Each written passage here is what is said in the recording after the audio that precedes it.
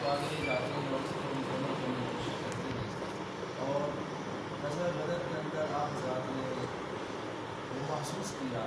کہ پیارے پیغمبر صلی اللہ علیہ وسلم کی تربیت یافتہ آپ کی محفل میں بیٹھنے والے، آپ کی صحبت سے مستفید ہونے والے اور آپ کا رنگ ان پہ چڑھنے والے جو حضرات تھے، اللہ نے ان کی کیسی محبت اور آپ کا کیسا عشق عطا فرمایا تھا. اور پیارے پیغمبر صلی اللہ علیہ وسلم نے جب ان حضرات سے غزوہ بدر میں شریک ہونے سے پہلے کچھ باتیں انکشاف فرمائی، خطاب فرمایا، بالخصوص انصار کی باتیں تھیں. انصار مدینہ مہاجرین کو سب کچھ اپنا جان و مال اللہ کے پیغمبر صلی اللہ علیہ وسلم کی مشاورہ کر کے وہ آ چکے تھے. انصار مدینہ نے بھی کچھ کم نہیں کیا. یہاں پر ان حضرات کی جو بات ہے وہ بدار رضی اللہ عنہ کا وہ خطاب، ان کی وہ تقریر جو صحابہ کرام کی بنیاد میں نے کی، پیارے پیغمبر صلی اللہ علیہ وسلم کے سامنے کی، آپ کی مجلس میں کی، وہ باتیں یاد رکھنے کی قابل. اور اس سے وہ جذبات پیدا ہوئے، وہ احساسات پیدا ہوئے. اس سے محسوس ہوتا ہے کہ صحابہ کیسے اللہ کے پیغمبر صلی اللہ علیہ وسلم کے عشق میں ڈوبے ہوئے تھے، کس انداز سے وہ محبت کیا کرتے تھے. وہ ساری باتیں ہم نے غزوہ بدر کے اندر محسوس کی. اور آگے جا کر کے ہم انشاءاللہ غزوہ احد کے اندر اس سے بھی مزید محسوس کریں گے. غزوہ بدر میں آپ ان نوجوانوں کو کس طرح کی پڑھا، حضرت معاذ کا، حضرت معاوض کا، دو قسم کے دو معاذ سے رضی اللہ تعالیٰ عنہ، ان کا ہم نے کس طرح پڑھا، ان کی شاندار باتیں سنی، ان کی زبان مبارک سے نکلنے والے وہ الفاظ ان کی موتی سے زیادہ قیمتی تھے.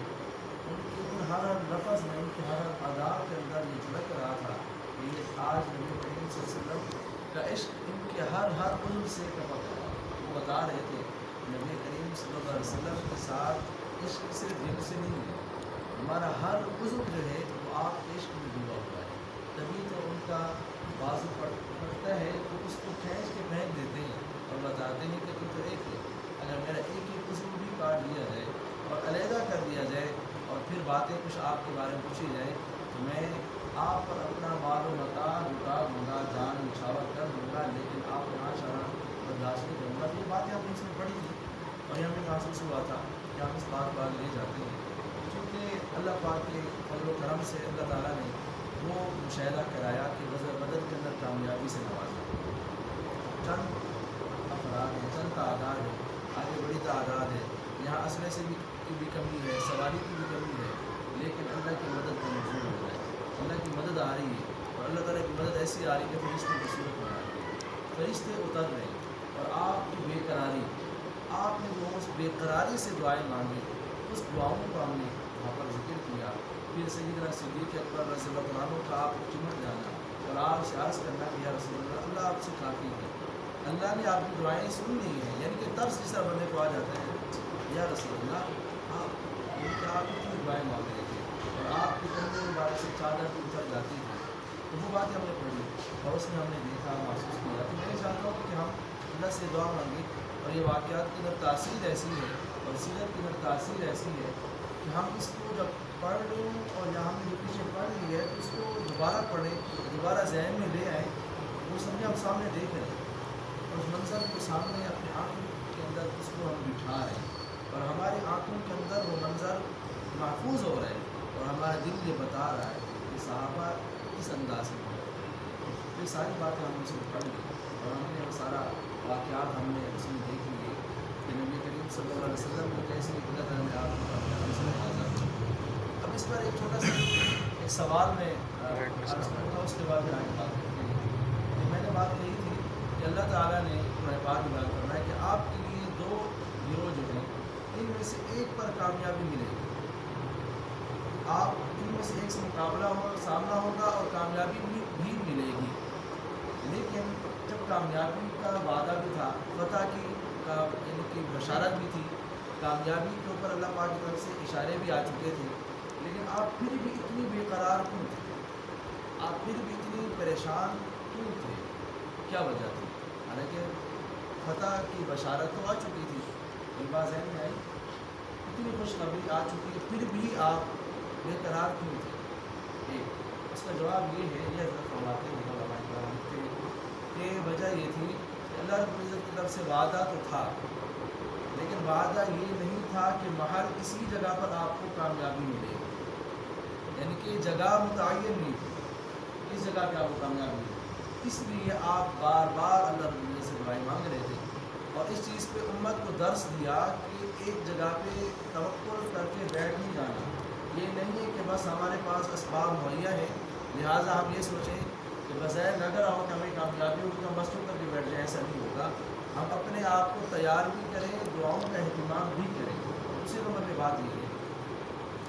اللہ رب العزت کی طرف سے وعدہ تھا، آپ نے فرمایا اللہ رب العزت نے وعدے کا اعلان فرمایا، وعدہ کامیابی ملے گی، لیکن اب آپ ذرا یہ ذہن میں رکھیں اللہ رب العزت کے اوپر کوئی چیز واجب نہیں ہوتی، اللہ نے فرمایا کہ میں آپ کو فتح دوں گا، اللہ کے اوپر واجب تو نہیں ہے، اس لیے پیارے پیغمبر صلی اللہ علیہ وسلم نے دعائیں مانگ کے سمجھایا امت کو کہ کبھی مت یہ سمجھنا کہ اللہ کے اوپر یہ چیزیں واجب ہیں، وہ ہمارے اوپر واجب ہوتی ہیں، اللہ بطور احسان کے کامیابی دے دیتی ہے، میری بات سمجھ آ رہی ہے؟ اس لیے کیونکہ آپ نے یہ دعائیں مانگ کے سمجھا دیا کہ کامیابی کی بات بھی ہے، پھر بھی دعائیں مانگ رہے ہیں کہ بتایا کہ اللہ کے اوپر تو واجب نہیں ہے، اس لیے ہم اپنا کام پورا کریں، ہم نے اپنا کام جاری رکھنا ہے۔ یہی وجہ ہے کہ جن لوگوں نے اس بات کو نہیں سمجھانا وہ یہ سمجھ بیٹھے کہ اللہ کے اوپر چیزیں واجب ہیں، وہ کچھ گمراہ لوگ تھے۔ بہرحال اللہ رب العزت نے نبی کریم صلی اللہ علیہ وسلم نے اللہ رب العزت کے اس وعدے کے بعد دعائیں مانگ کے ہمیں سمجھایا کہ آپ نے اپنا کام جاری رکھنا ہے، یہ نہیں سمجھنا اللہ کے اوپر واجب ہے، اگر ہم کوئی نیکی کر لیتے ہمیں یہ نہ سمجھے کبھی بھی کہ اللہ نے ہر حال میں اس کے بدلے میں ہمیں اللہ کے اوپر واجب ہے ہمیں جنت بھیجے، ایسا نہیں ہے، اللہ کی مرضی ہے، اگر ہمارا اللہ تعالیٰ چاہیں گے تو بھیج دیں گے، اللہ تعالیٰ کی مہربانی ہوگی۔ تو بہرحال یہ اس کے اوپر ذہن میں بات آ سکتی ہے کہ خوشخبری بھی تھی، وعدہ بھی تھا، پھر کیوں پریشانی تھی وہ یہ بتا دیں۔ اب پریشانی کے اندر بھی اللہ کے پیغمبر صلی اللہ علیہ وسلم ہمیں امت کو درس دے رہے ہیں، آپ کی تو تربیت ہمیشہ آپ اس طرح تربیت فرماتے تھے امت کی، تو اس لیے آپ بے قرار تھے، اس لیے آپ پریشان تھے، تو غزوہ بدر سے پہلے آپ بار بار دعائیں مانگ رہے اللہ رب العزت سے، اللہ تعالیٰ کی کامیابی دی، فتح سے نوازا، اور کامیابی ایسی کامیابی سے نوازے کہ وہ بڑے بڑے دشمن جنہوں نے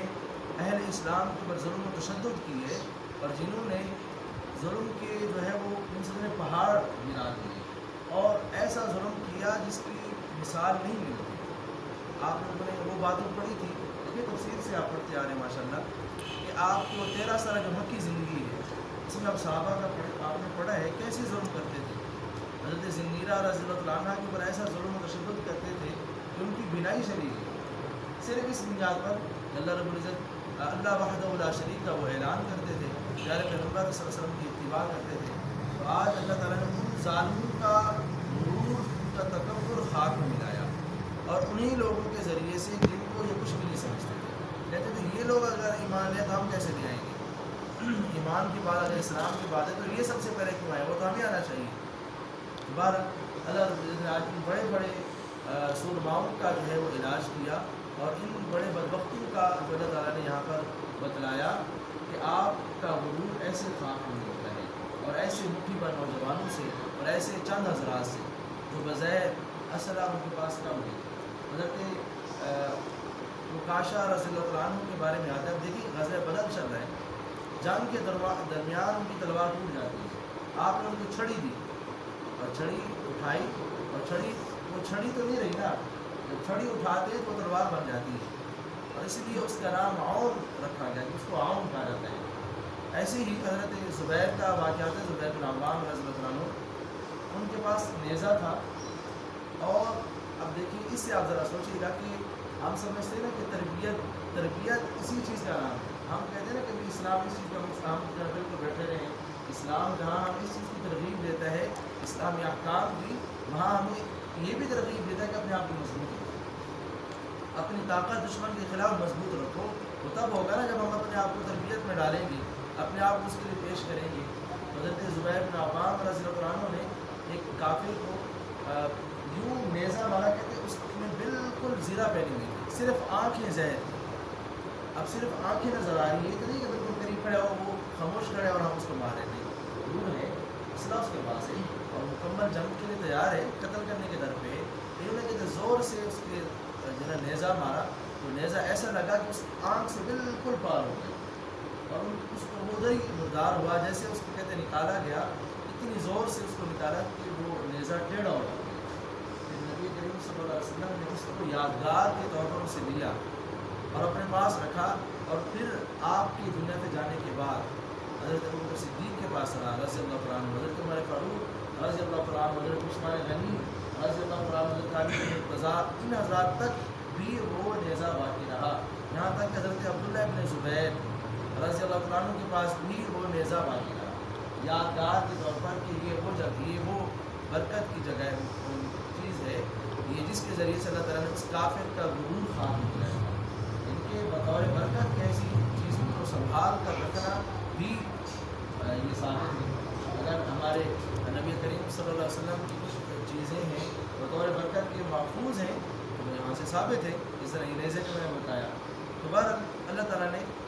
وہاں پر ان کافروں کا غرور خاتمہ ملایا اور ایسے اہل اسلام کو شاندار فتح سے نوازا۔ اور اس کے بعد میں نے بتایا تھا کہ اس کے اندر صرف جو ان کے سردار مارے گئے تھے 24 تک ان کے بڑے سردار مارے گئے، جہاں سمیت بڑے بڑے ان کے جو سردار تھے، جو بڑے بڑے ان کے جرنیل تھے، وہ قتل ہوئے تھے اس غزوہ بدر کے اندر۔ اور پھر جب ان کا قتل ہوا، قتل ہونے کے بعد ٹوٹل چونکہ نبی کریم صلی اللہ علیہ وسلم نے اس موقع پر جو اہل اسلام سے ان ظالموں کو قتل کرایا، ٹوٹل ان کی تعداد 70 تک تھی، 70 قیدی بنے تھے اور 70 اس میں مارے گئے، جس میں سے صرف 24 ان کے بڑے جرنیل تھے۔ اور پھر آپ صلی اللہ علیہ وسلم کی عادت مبارک تھی کہ جب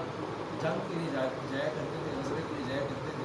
آپ کامیابی کے بعد 3 دن وہاں قیام فرمایا کرتے تھے، چونکہ یہاں بھی اللہ تعالیٰ کی طرف سے کامیابی تو مل گئی تھی، اب کامیابی کے بعد آپ وہاں پر رہ رہے تھے، تو ان کی لاشیں اٹھا کر آپ نے فرمایا کہ ان کو ان سرداروں کی کیا اٹھا کے ان کو اس میں ڈال دیں، کنویں کے اندر ڈال دیا گیا، کنویں میں ڈالا گیا۔ اس کے بعد پھر آپ جب روانہ ہونے لگے، ادھر سے قاصدین جو تھے وہ بھی بھجوا دیے گئے مدینہ کی طرف، کہ الحمدللہ اللہ تعالیٰ نے اہل اسلام کو کامیابی سے نوازا ہے۔ آتے ہوئے آپ نے اسی بدر اس کنویں کے اوپر کھڑے ہو کر کے آپ نے خطاب کیا، بدر ایک کنویں کا نام ہے، تو وہ جو اس وجہ سے بدر کا ہے اس کے قریب غزوہ کا میدان وہاں پر ہے، تو آپ نے وہاں پر کھڑے ہو کر کے ان سے خطاب کیا، ان سے باتیں کہی اور ان مشرکین کی لاشوں کو مخاطب کر کے کہا کہ اے لوگوں، جو اللہ تعالیٰ نے ہمارے ساتھ وعدہ کیا تھا ہم نے تو اس وعدے کو سچا پایا ہے، جو اللہ نے تمہارے ساتھ وعدہ کیا تھا وہ سچا ہوا ہے یا نہیں؟ آپ خطاب فرما رہے تھے۔ اور نبی کریم صلی اللہ علیہ وسلم سے حضرت ہمارے فاروق رضی اللہ عنہ نے عرض کیا ہے رسول اللہ، یہ جو مردہ ہیں یہ کیسے سنتے ہیں؟ حضرت عمر فاروق کو آپ نے جواب ارشاد فرمایا کہ عمر قسم ذات کی جس کے اندر قدرت میں میری جان ہے، فرمایا کہ یہ باتیں اس انداز تم سے بھی زیادہ یہ سن رہے ہیں لیکن جواب نہیں دیتے، جواب نہیں دے رہے لیکن تم سے زیادہ سنتے ہیں۔ اس بات کو سامنے رکھتے ہوئے ہمارے اہل سنت والجماعت کا عقیدہ ہے کہ جو عام دیکھیے، آپ اس پر کچھ لوگوں سے آپ نے شاید باتیں سنی نہ ہو، سننے کی ضرورت بھی نہیں ہے، اگر سن بھی لیتے ہیں تو اس کو لمبا مسئلہ بنانے کی ضرورت بھی نہیں ہے، جائز سا مسئلہ اس کی اتنا زیادہ اہمیت دینے کی ضرورت نہیں ہے۔ تو یہ کہ عام جو کچھ حضرات کہتے ہیں کہ عام جو مردے ہوتے ہیں وہ سنتے ہیں، کچھ کہتے ہیں نہیں سنتے، وہ تو چھوٹا موٹا اختلاف ہے، لیکن اس پر تمام اہل سنت والجماعت کا اجماع ہے، آپ اس پر اتفاق ہے کہ انبیاء علیہ السلام جب وہ اپنے قبروں کے اندر حیات ہیں اور جب ہم ان تک بھیج سلام کرتے ہیں تو سلام کا جواب دیتے ہیں، اور نبی کریم صلی اللہ علیہ وسلم ہم یہاں سے اگر درود پڑھتے ہیں تو اللہ تعالیٰ نے فرشتے مقرر کیے ہیں، وہ درود ہمارے ناموں کے ساتھ ہمارے والدین کے ناموں کے ساتھ لے جاتے ہیں، اور جب ہم وہاں جا کر کے پڑھتے ہیں پیغمبر صلی اللہ علیہ وسلم خود جواب دیتے ہیں۔ اس لیے یہ آداب میں سے ہے کہ جب بندہ مسجد نبی جائے آپ حضرات فرماتے ہیں کہ ڈر تو یہاں پر مکہ مکرمہ سے بھی زیادہ لگتا ہے، کیونکہ یہاں معاملہ ہی اور جب ہم جا کر کے بات کرتے ہیں تو اللہ کے پیغمبر صلی اللہ علیہ وسلم سے بات کرتے ہیں، آپ سے ہم خطاب کر رہے ہوتے ہیں، السلام علیکم یا رسول اللہ ہم کہہ رہے ہوتے ہیں، لیکن ہم ذرا یہ سوچیں کہ اللہ کے پیغمبر صلی اللہ علیہ وسلم ہماری باتوں کا جواب دے رہے ہیں، یار ہم کس طرح ان چیزوں میں پڑ جاتے ہیں، وہاں بھی کھڑے ہو کر کے بیعت بھی کرتے ہیں، وہاں بھی کھڑے ہو کر کے ہم موبائلوں میں ان چیزوں میں مصروف ہو جاتے ہیں اور دنیا کو دکھانے کے اس میں ہوتے ہیں کہ دنیا اس بات کو دیکھے اور یہ کہے کہ ہم وہاں پر کھڑے ہوئے، جبکہ اللہ کے پیغمبر صلی اللہ علیہ وسلم ہمارے ضرورت کا جواب دے رہے ہیں۔ اس لیے حضرات فرماتے ہیں کہ مدینہ منورہ جا کر کے اگر کوئی تکلیف بھی ہو نا، اس تکلیف کو بھی خوشی سے محسوس کرنا چاہیے۔ کسی نے کہا کہ مدینہ کا دہی کھٹا ہے، مدینہ کا دہی کھٹا ہے، تو یہ اس کو خواب آیا اور آپ کی طرف سے سختی ہوئی کہ یہاں پہ چلا جا، ایمان کا خطرہ ہے۔ اور پھر یہ معاملہ آگے جاتا ہے کہ معاملہ ہی جب ان کو پھر آگے سے کہا کہ یہ معاملہ کیا ہے، تو ایسا کہا اس کے بارے میں، تو ان کو بھی یہی جواب دیا گیا کہ بھائی ایمان کا خطرہ ہے، اس لیے بہتر ہے کہ تو چلے جاؤ، تم اس طرح کی باتیں نہ کرو۔ تو وہاں اس لیے تنبیہ کی گئی، اس کو بھی بتلایا گیا کہ عیب جوئی مدینہ کے اندر بھی جا کر کے عیب جوئی بھی نہیں کرنی چاہیے۔ مدینہ کے اندر مدینہ کے اندر رہتے ہوئے آپ کو تکلیف پہنچے تو اس کو خوشی سے سہنا چاہیے۔ اگر آپ وہاں کھڑے ہوں تو ذرا سوچیں، مدینہ تو رسول ہے، یہ پیارے پیغمبر صلی اللہ علیہ وسلم کا شہر ہے،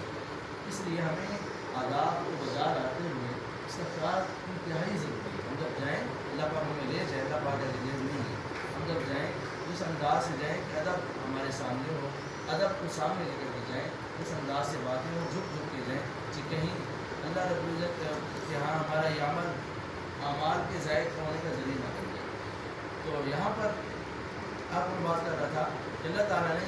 ان ظالموں کو ناکام کیا، اور پھر آپ نے جب اسے خطاب کیا، حضرت عمر فاروق کو آپ نے جواب دیا۔ تو ہمارا الحمدللہ یہ نظریہ ہے اہل سنت والجماعت کا، جب ہم نماز درود پڑھتے ہیں اللہ رب العزت مدد پہنچاتے ہیں اور اس سے لے جاتے ہیں، اور ایسے ہی وہاں پڑھتے ہیں وہاں اللہ کے پیغمبر سے سماعت فرماتے ہیں۔ اگر کسی کا اس کے علاوہ نظریہ ہے تو اس میں ہمیں کوئی خراب نہیں، ہمارا اس میں کی وہ نہیں۔ بہرحال آپ کو یہ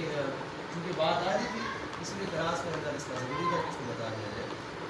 اللہ رب العزت نے آپ کو کامیابی دے دی، کامیابی کے بعد آپ واپس آ رہے ہیں۔ اس واپسی کے دوران مال غنیمت بھی تو ملا تھا، مال غنیمت کے حوالے سے تھوڑا سا کچھ خلاف ہے صحابہ کرام کے درمیان۔ اس علومہ کا انفاق اس کا مطلب پڑھا کہ مال غنیمت کے بارے میں آپ سے سوال کرتے ہیں۔ مال غنیمت کے بارے میں یہ سوال تھوڑا سا ذہن میں آ گیا کہ بات کہہ رہے تھے کہ اس میں ہمیں حصہ ملنا چاہیے، بات کا یہ تھا کہ ہمیں ملنا چاہیے۔ تو بعد اللہ رب العزت نے حکم نازل فرمایا کہ یہ مال غنیمت اللہ اور اس کے رسول، اللہ کا مال ہے، اللہ اور اس کے رسول کا ہے، لہٰذا اللہ اور اس کے جو رسول ہے، اللہ کے رسول جو ہیں وہ ان کے نائب بھی ہیں اور وہ اس کی تقسیم کریں گے۔ پیغمبر صلی اللہ علیہ وسلم نے پھر تقسیم فرمائی، اور یہ پہلی مال غنیمت یہاں پر غزوے کی صورت میں، وہاں پہلے جو تھا وہ جو سریہ ہوا تھا حضرت عبداللہ بن جحش رضی اللہ تعالیٰ عنہ والا، وہاں مال غنیمت حاصل ہوئی تھی، تو بعد میں تقسیم ہوئی تھی، یہاں پر بھی تقسیم ہوئی ہے لیکن غزوے کی صورت میں۔ اور پھر اس کے بعد پھر قیدی بھی ہوئے تھے، صرف یہ نہیں تھا کہ صرف مال غنیمت کا، قیدی بھی تھے، 70 قیدی تھے۔ اب اس 70 قیدیوں کے حوالے سے نا آپ نے دو باتیں ارشاد کی، ایک تو ایک تقسیم فرما دی، آپ کے پاس اتنے، تمہارے پاس اتنے، تمہارے پاس، اس ترتیب سے تقسیم فرما دی، اور دوسرا پھر تقسیم فرماتے ہوئے آپ نے تعلیم دی، آپ نے ہدایات جاری فرمائی،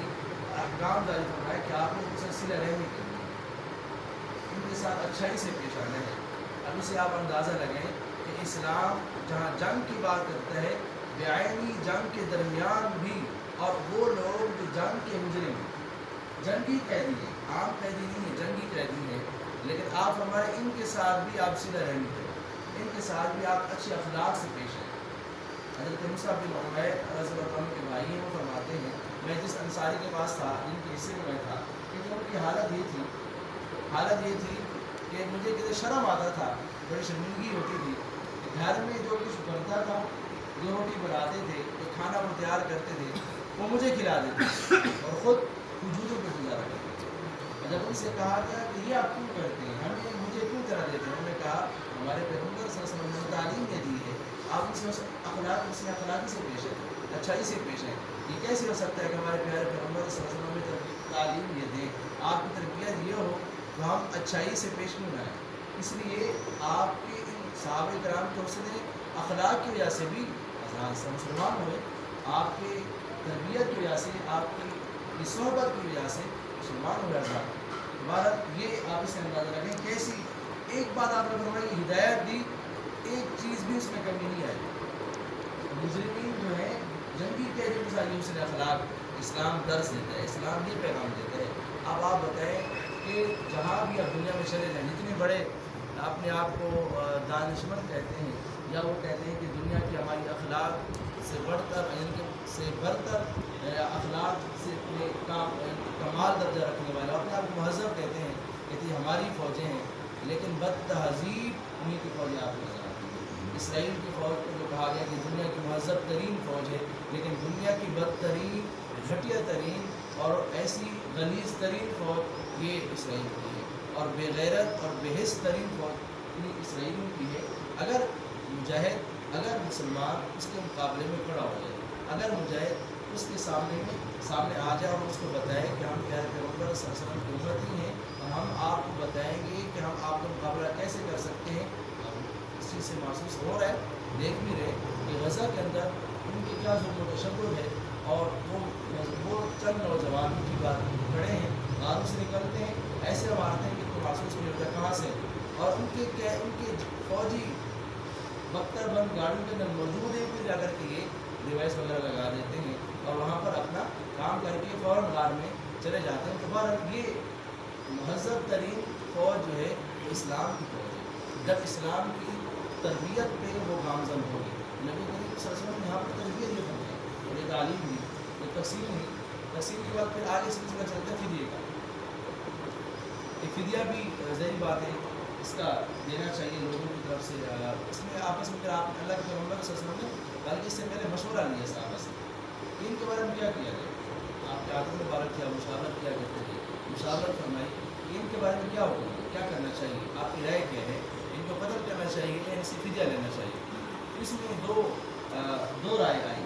ایک رائے حضرت ابوبکر صدیق رضی اللہ عنہ اور ان کے علاوہ اور بھی حضرات کی رائے یہ تھی کہ ان کو آزاد کر دیا جائے، فدیہ دیا جائے، آزاد کر دیا جائے، کیونکہ آگے جا کر کے ہو سکتا ہے کہ ہمارے لیے یہ ہماری وجہ سے اسلام کو کرنے والے بھائی ہیں۔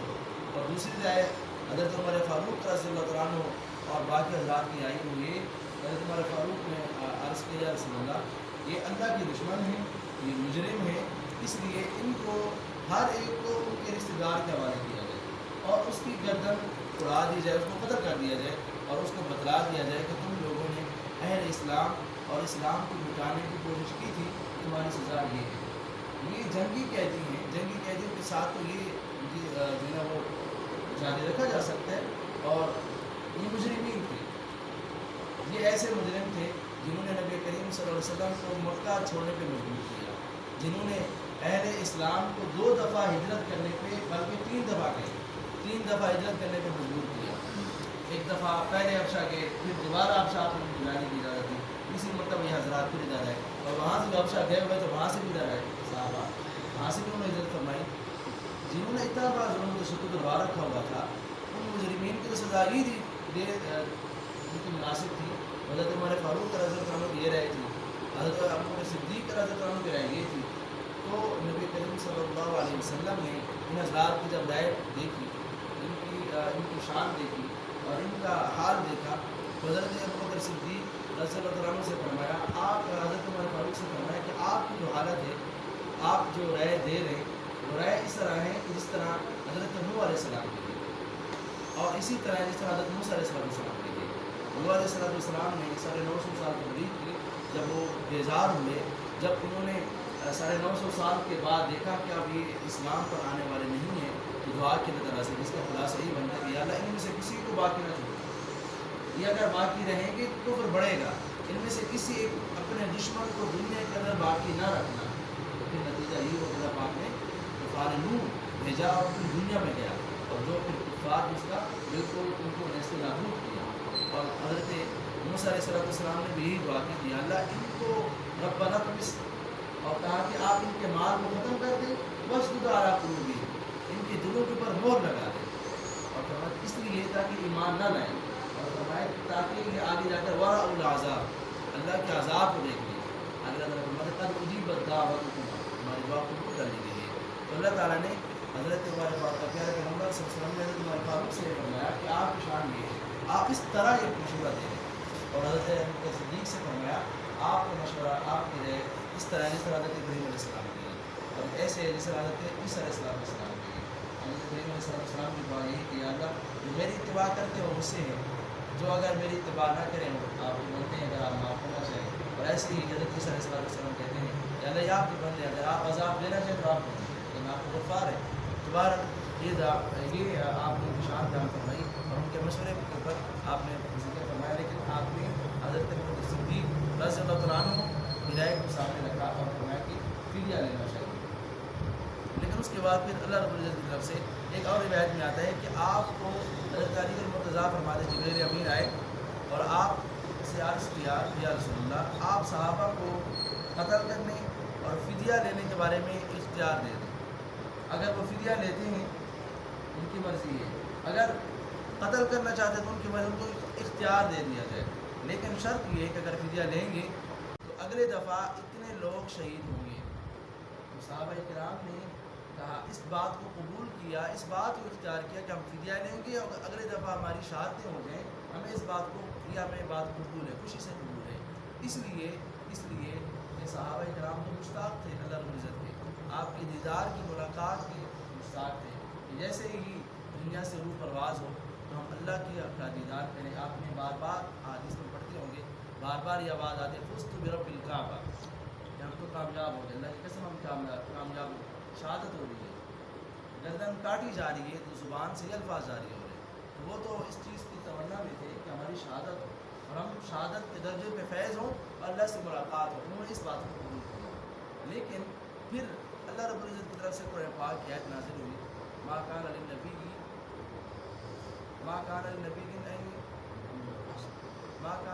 ان یکون له اسری حتی یثخن فی الارض. کہ نبی کے لیے تو یہ نبی کی شان تو یہ ہے کہ ان قیدیوں کو ان کا خون زمین میں بہائیں. اور جب یہ آیت نازل ہوئی، طرف یہ جس کو کہتے ہیں آیات عتاب، اللہ رب العزت سے ناراضگی کا اظہار ہوا اور فرمایا کہ ہونا تو یہ چاہیے کہ ان کو قتل کیا جائے. فرمایا تریدون عرض الدنیا، آپ لوگ دنیا چاہتے ہیں اور اللہ تعالیٰ آخرت چاہتے ہیں. لیکن اب اس کے اوپر ایک چھوٹا سا بات ہوتی ہے کہ جب اللہ رب العزت کی طرف سے اختیار بھی پہلے دیا گیا، انہوں نے اس میں پڑھا، حضرت علی المرتضیٰ رضی اللہ عنہ فرماتے ہیں اختیار بھی دیا گیا ہے، پھر آپ کی طرف سے اللہ رب العزت کی طرف سے ناراضگی کا اظہار بھی ہے، تو کیا وجہ ہے؟ فرماتے ہیں یہ جو تھا یہ جو اختیار ہے بطور امتحان تھا. یہ بطور امتحان تھا. امتحان کے اندر یہ ہوتا ہے کہ بظاہر تو اختیار نظر آ رہا تھا، بظاہر یہ نظر آ رہا تھا یہ اختیار ہے، حقیقتاً وہ امتحان تھا. بہرحال لیکن اللہ رب العزت نے یہ آیت نازل فرمائی اور فرمایا کہ اس کے بعد معافی ہے، ہو چکا ہے. لیکن اس کے بعد صحابہ کرام اب پھر دوسری بات یہ آتی ہے کہ یہ کیوں اس طرح ہوا؟ حالانکہ مال غنیمت یا مال لیا جا رہا تھا وہ تو حلال تھا. اس لیے کہ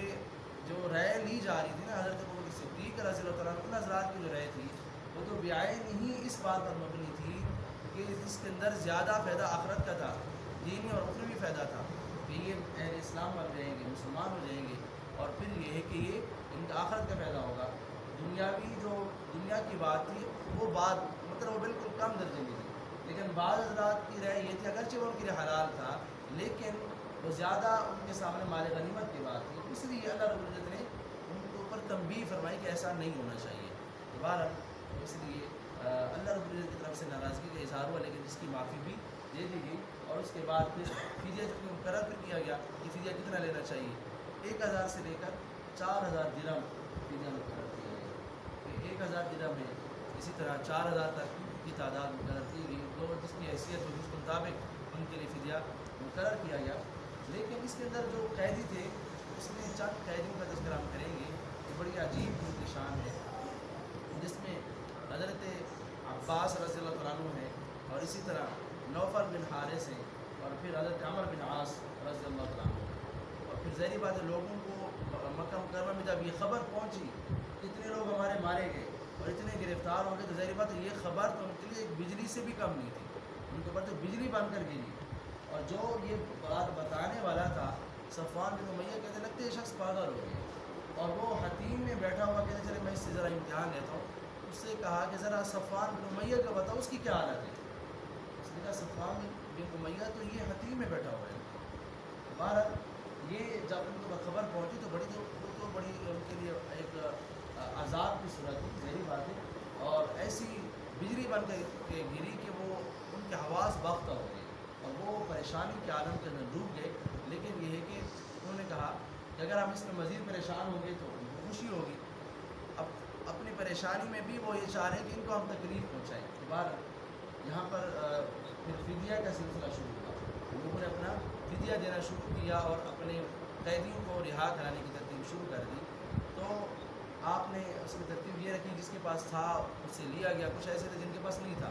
اور کچھ ان میں سے ایسے اگر تھے جن کو لکھنا آتا تھا تو آپ نے فرمایا کہ یہ تعلیم دے دیں, سکھائیں, اور اس کے بعد پھر یہ جا سکتے ہیں. ان کا فدیہ یہ ہو گیا. مطلب اس کے اندر بھی رعایت رکھی گئی. پہلے رعایت, پھر رعایت پہ رعایت دی جا رہی ہے. تو یہ صرف اسلام بتاتا ہے. اسلام یہ درس دیتا ہے کہ جنگ کے اندر بھی رعایت پہ رعایت دی جائے. یہاں پر بھی رعایت دی جا رہی تھی. اور پھر اس میں حضرت عباس رضی اللہ عنہ کی باری آئی کہ آپ بھی فدیہ دیں. تو انہوں نے کہا میرے پاس تو نہیں ہے. انہوں نے عذر کیا. نبی کریم صلی اللہ علیہ وسلم نے فرمایا کہ وہ مال کدھر ہے جو آپ نے اور ام الفضل نے مل کر ایک جگہ دفن کیا ہے, وہ کدھر ہے؟ کہتے جب میں نے یہ بات سنی تو عباس فرماتے ہیں کہ صرف مجھے ہی اور میرے ام الفضل یعنی کہ گھر والوں کو ہی پتہ تھا, کسی اور کو پتہ نہیں تھا. یہ ہم دو کی بات ہے, کسی اور کو اس چیز کا علم نہیں تھا. آپ کا یہ بتلانا تھا تو زبان مبارک سے جاری واشہد ان لا الہ الا اللہ واشہد ان محمد رسول اللہ. اب نبی کریم صلی اللہ علیہ وسلم پر فوراً ایمان لے آئے کہ اس خبر کی اطلاع تو کسی اور کو تھی ہی نہیں. اب اس خبر کا آنا یقیناً نہیں تھا کہ اللہ رب العزت نے آپ کو بتایا ہے. اور ایسے ہی دوسرے جن کا میں نے ذکر کیا, نوفل بن حارث, کہتے ہیں انہوں نے بھی عرض کہا کہ میرے پاس تو نہیں ہے. تو نبی کریم صلی اللہ علیہ وسلم فرماتے ہیں وہ تمہارے نیزے کہاں ہیں, وہ جو تم وہاں جدہ میں چھپا کے آئے ہو وہ کہاں ہے, وہ فدیے میں تمہیں دینے پڑیں گے. تو اب یہ بھی فوراً اسلام مجھے یہ معاملہ تو مجھے ہی پتہ تھا, کسی اور کو اطلاع ہی نہیں تھی. تو یہ چیزہ اور اس میں جو حضرت عمر بن عاص ہے نا, ان کا ایک فدیہ آتا ہے. اب ان کا جو فدیہ آتا ہے نا وہ بڑا فدیہ, بڑا عجیب. کہتے ہیں جب وہ فدیہ آیا اور ان کے اسلام لانے کا جو ان کا انداز ہے وہ بڑا نرالا ہے, بڑی شان سے ہے, اور اللہ نے ان کو شان بھی بڑی عطا کی. حضرت امیر معاویہ رضی اللہ عنہ کے دست بازو ہیں, اور ان کو مصر کے جو ہے نا فاتح مصر ان کو کہا جاتا ہے, اور نبی کریم صلی اللہ علیہ وسلم کی داماد ہیں. کہتے ہیں یہ بھی جنگ بدر میں آئے تھے, اسلام کو نہیں کیا تھا, قیدی ہو گئے, قیدی بن کر آئے. تو کہتے ہیں فدیہ آ رہے تھے نا, آپ لے رہے تھے, ایک فدیہ آیا, آپ نے اس فدیے کو چیک کیا نا, چیک کرتے ہی کہتے ہیں آپ کی آنکھوں سے آنسو جاری ہو گئے. اور وہ فدیہ کیا تھا, آپ نے وہ فدیے کے اندر دیکھا وہ ایک ہار تھا, اور وہ ہار تھا اماں خدیجہ, اور وہ اماں خدیجہ نے حضرت زینب کو دیا تھا. اور حضرت زینب نے اب یہ فدیہ بھیجا ہے پیارے پیغمبر صلی اللہ علیہ وسلم کے پاس. یعنی کہ امام, اب یہ بتایا امام الانبیاء صلی اللہ علیہ وسلم کی بیٹی ہیں. اب یہاں پر اصول ہے تو اصول ہے. آپ نے جب اس کو دیکھا تو آپ کی آنکھوں سے آنسو جاری ہوئے, اور آپ کو وہ آپ کی جو ہے وہ رفیق حیات اور وہ اماں خدیجہ آپ کو یاد آئی, اور جنہوں نے آپ پر اپنا مال و متاع قربان کیا تھا, اور جنہوں نے اسلام کے لیے اپنا سب کچھ لٹا دیا تھا. آپ نے وہ ہار دیکھا تو آپ کو وہ یادیں آپ کی تازہ ہو گئی, اور آپ کی جو ہے وہ رفیق آپ کے ذہن میں گھوم گئی. یہی وجہ تھی کہ آپ تذکرہ کرتے تھے, بار بار تذکرہ کیا کرتے تھے. امی جان نے ایک دفعہ کہا, عائشہ صدیقہ رضی اللہ عنہ نے, کہ پیارے پیغمبر صلی اللہ علیہ وسلم سے کہ آپ کو بوڑھی خاتون بھولتی نہیں ہے. نبی کریم صلی اللہ علیہ وسلم فرماتے ہیں عائشہ آپ کیسی باتیں کرتے ہیں, وہ مجھے کبھی نہیں بھولتی. اس لیے کہ وہ تو اس وقت تھی کہ اللہ تعالیٰ نے مجھے ایک تو اولاد ساری انہیں سے عطا فرمائی ہے, اور خدیجہ اس وقت تھی, اس وقت میرا ساتھ دیا جب لوگ مجھے پتھر مارے, اور خدیجہ نے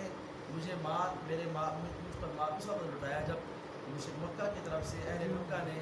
مال چھین کر مجھے یعنی کہ کمزور کرنے کی کوشش کی. اس لیے وہ تو کبھی بھی نہیں بنتی. تو بہر نبی کریم صلی اللہ علیہ وسلم نے ناراضگی کا اظہار کروایا, اماں خدیجہ کو یاد کیا کرتے تھے. اور حضرت صدیق رضی اللہ عنہ کا وہ ایمان لانا اور آپ کے ساتھ شانہ بشانہ ہر وقت لمحہ بلمحہ کھڑے ہونا,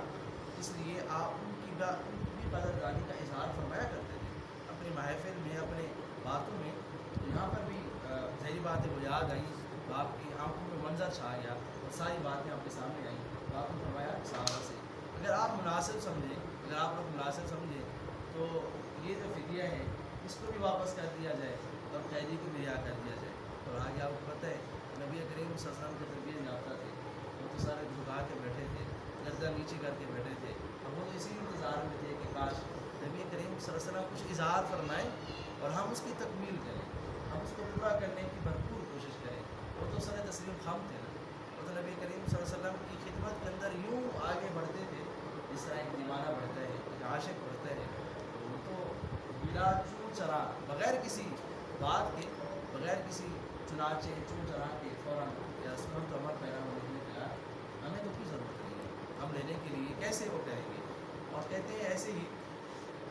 حضرت عمر بن عاص چلے گئے، لیکن آپ نے شرط لگائی، شرط یہ کہ آپ جب جائیں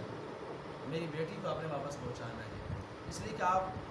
کا نکاح ان کے ساتھ باقی نہیں رہا، یعنی کہ آپ کا اسلام نہیں ہے اور میری بیٹی تو میری بیٹی ہے، اہل اسلام سے وابستہ ہیں، اس لیے شرط ہے کہ آپ نے ان کو مدینہ پہنچانا ہے۔ حضرت بی بی زینب رضی اللہ عنہ کو مدینہ پہنچایا گیا، لیکن ایسا ہوا پھر دوبارہ، اب ذرا دیکھیں نا، اللہ نے جب مقدر سنوارا ہو نا تو پھر ان کو صحبت کا موقع ملتا ہے، اور صحبت بھی ایسی پیارے پیغمبر صلی اللہ علیہ وسلم کی صحبت ہو، اور اللہ نے ان کی تقدیر کو جو ہے نا وہ مرتب کیا، ان کی تقدیر ایسی سنوری ہوئی تھی کہ ان کے مقدر جاگے ہوئے تھے، ان کے نصیب جاگے ہوئے تھے۔ کہتے ہیں ایک دفعہ پھر گرفتار ہوئے اور مشرکین کا صحیح بات ہے، مال یہ لے کر تجارت کر کے جا رہے تھے، مال چھین لیا گیا۔ جب آپ کے پاس اللہ کے پیغمبر صلی اللہ علیہ وسلم صبح مسجد میں نماز کے لیے گئے تو ایک آواز آئی کہ میں نے عمر بن عاص کو پناہ دی ہے۔ نبی کریم صلی اللہ علیہ وسلم صحابہ سے فرمایا کہ آپ لوگوں نے بات سنی؟ ہم کہنے لگے جی رسول ہم نے بھی یہ بات سنی۔ آپ فرماتے ہیں یہ بات میں نے ابھی سنی ہے، مطلب آپ لوگوں نے جس طرح ابھی سنی ہے میں نے بھی ابھی سنی ہے۔ تو نبی کریم صلی اللہ علیہ وسلم کی وضاحت دینے کی ضرورت کیوں ہے؟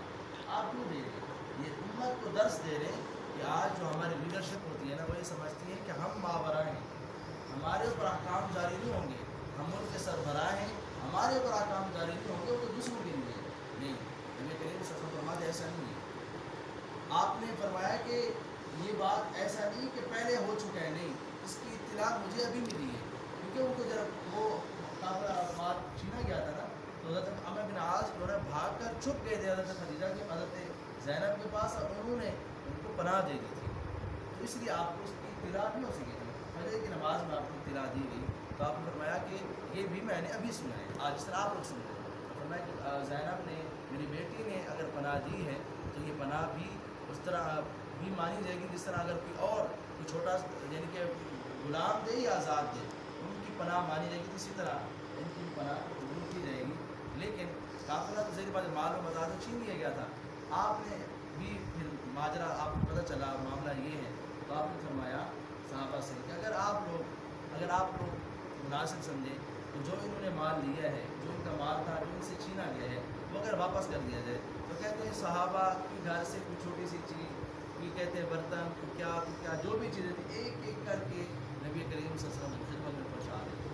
کہ کہیں ایک چیز کے اوپر بھی نقصان نہ پہنچے، کیونکہ حضرت عمر بن عاص رضی اللہ عنہ نبی کریم صلی اللہ علیہ وسلم کے داماد ہیں، اور آپ فرما رہے ہیں اگر آپ ملازم ہیں، زبردستی نہیں ہے،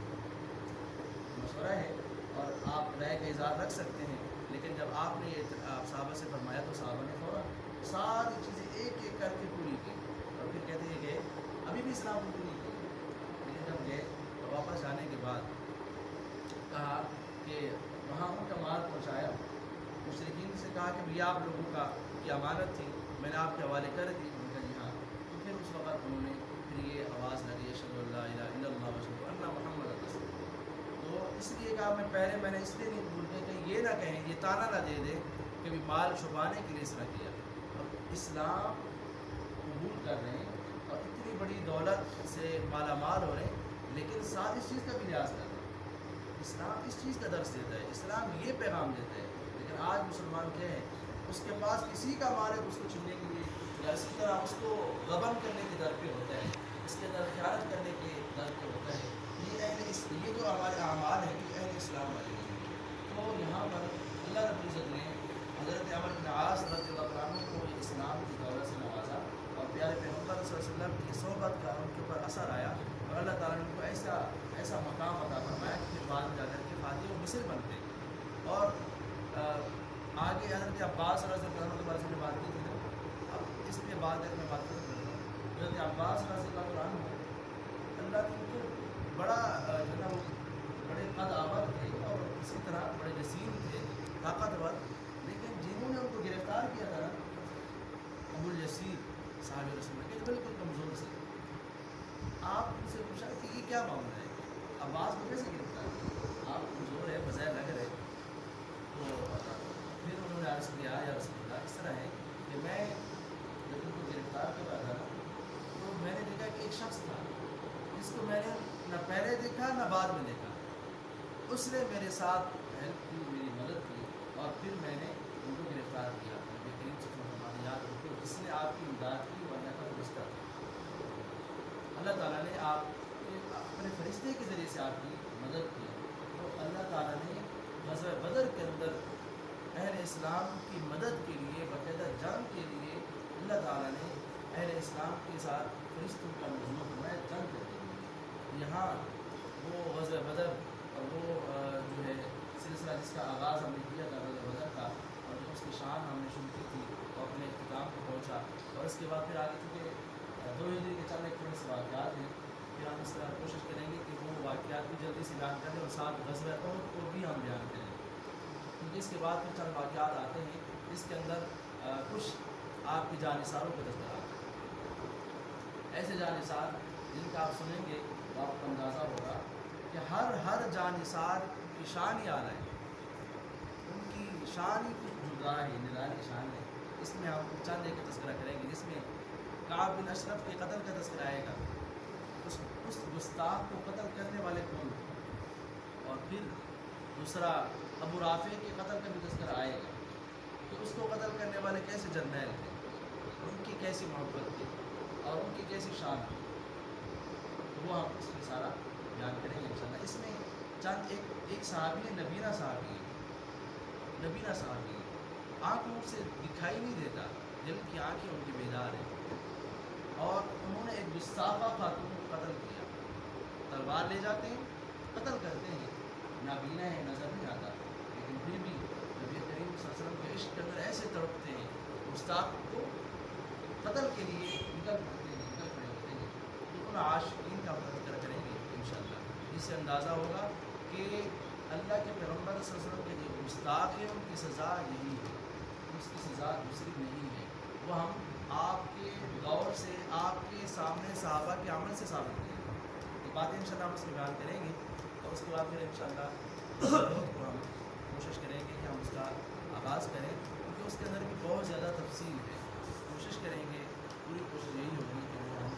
اس کو بیان کریں. مکمل تو یقیناً نہیں ہو سکے گا ایک کلاس میں، دوسری کلاس بھی اس میں چلے گی انشاءاللہ. ہمارا رب رات میں وقت پر آنا ہے، تشریف لانا ہے انشاءاللہ، تاکہ ہم اپنا وقت پر بات کا آغاز کریں اور اپنی بات کو جو اپنے صحیح مقصد تک جو ہمارا منزل مقصود ہے وہاں تک پہنچائے. اللہ تعالیٰ نے اللہ تعالیٰ نے نبی کریم صلی اللہ علیہ وسلم سے سچی اور پکی محبت نصیب فرمائے اور آپ حضرات کے آنے کو اللہ تعالیٰ بارگاہ میں قبول فرمائے. یہ آپ حضرات کو اللہ تعالیٰ کا خصوصی کرم ہے کہ نبی کریم صلی اللہ علیہ وسلم کی سیرت کے لیے، آپ کے تذکرے کے لیے ہم اپنا وقت نکال کر آتے ہیں. یہ اللہ پاک کا خصوصی کرم ہے. اس لیے ہم ابھی یہ نہ سوچیں کہ بیچ میں ہم کلاس اس کو چھوڑیں گے. یقیناً نبی کریم صلی اللہ علیہ وسلم سے میں یہ سمجھتا ہوں ہماری بے وفائی ہو گئی. ہم ویسے بھی بے وفا ہوں گے، باوفا نہیں ہے. نبی کریم صلی اللہ علیہ وسلم ہمارے وفا نہیں ہے. آپ نے کیسی ہمارے ساتھ، آپ کی ہمدردیاں ہیں، آپ کی کیسی شفقتیں ہیں، کیسی آپ کی قربانیاں ہمارے لیے ہیں، ہماری کیا ہیں. ہم تو بے وفائی کرتے ہیں. اس لیے کوشش یہ کریں اس کلاس کو مزید بہتر کریں. اس لیے کچھ ساتھیوں کو جوڑیں، ساتھیوں کو ترغیب دیں. یار ہفتے میں 1 گھنٹہ کیا ہم نبی کریم صلی اللہ علیہ وسلم کی سیرت پڑھنے کے لیے نہیں نکال سکتے؟ 100 کام ہوں. میں یہ سمجھتا ہوں کہ اگر ہمارے کام ہیں اور ان کاموں کے اندر ہم اتنے مصروف ہو چکے ہیں یا ان کے اندر ہم اتنے دنیا کے اندر غرق ہو چکے ہیں، اللہ نہ کرے کہ یہ ہمارے لیے پریشانی کا معاملہ ہوگا کہ نبی کریم صلی اللہ علیہ وسلم کی سیرت کے لیے ہفتے میں 1 گھنٹہ بھی ہم نہ نکال سکیں. کتنی دکھ کی بات ہے. اس لیے بھرپور کوشش کریں، ساتھیوں کو اس چیز پہ آمادہ کریں. اور اگر کہیں ہم سے ایسا ہو رہا ہے، ہمارا کاروبار میں اتنی زیادہ پریشان ہو چکے ہیں تو ہمارے لیے ہم دعا مانگنی چاہیے کہ یار یہ مقصد کیا ہو رہا ہے کہ ہم اتنا وقت بھی ہفتے میں 1 گھنٹہ اگر اللہ کے پیغمبر صلی اللہ علیہ وسلم کی سیرت کے لیے نہ نکال سکیں تو میرے خیال میں بڑا پریشانی کا ہوگا. اس لیے ہمیں اس پر لازمی جو ہے نا وہ نظر ثانی کرنی چاہیے، دیکھنا چاہیے کہ کہیں ہم سے ایک کہیں نہ ہو. اس لیے آپ کوشش کریں گے نا انشاءاللہ.